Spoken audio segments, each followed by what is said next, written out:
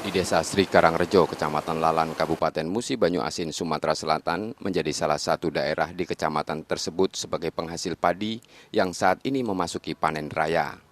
Kecamatan Lalan menjadi salah satu sentra produksi padi di Musi Banyu Asin karena setiap tahun lahan pertaniannya bisa mencapai 8 hektar per sekali panen. Di kecamatan ini juga sudah menerapkan sistem pertanian IP 200 atau 2 kali tanam dalam 1 tahun. Bupati Musi Banyu Asin mengatakan produksi gabah kering giling atau GKG di kabupatennya mengalami peningkatan cukup tinggi pada 2020. Produksi gabah petani mencapai 301 ribu ton, meningkat dibanding tahun sebelumnya yang hanya 150 ribu ton. Peningkatan produktivitas ini harus dibarengi dengan harga gabah yang sesuai sehingga petani bisa hidup sejahtera.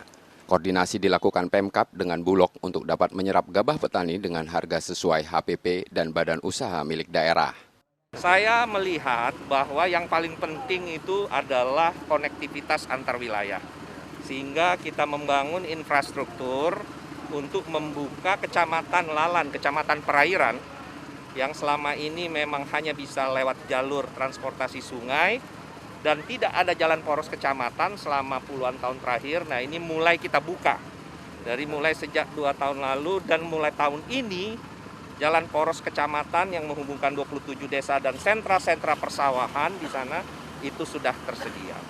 Nah, diharapkan itu bisa menekan, walaupun memang kita tahu bahwa dari sisi inflasi cost dari harga, yaitu karena letaknya yang memang jauh dari daratan, itu mempengaruhi. Tetapi kita bisa mengatasi itu dengan membangun infrastruktur dan konektivitas yang lebih baik ke depan. Kecamatan Lalan merupakan salah satu daerah yang berada di perairan, menyulitkan dalam proses angkut gabah petani. Pemkab Muba saat ini sudah melakukan perbaikan infrastruktur untuk membuka konektivitas antar wilayah agar dapat mendongkrak harga jual gabah petani. Meski rencana impor beras sudah tidak lagi terdengar, harga gabah di tingkat petani di Sumatera Selatan tetap anjlok.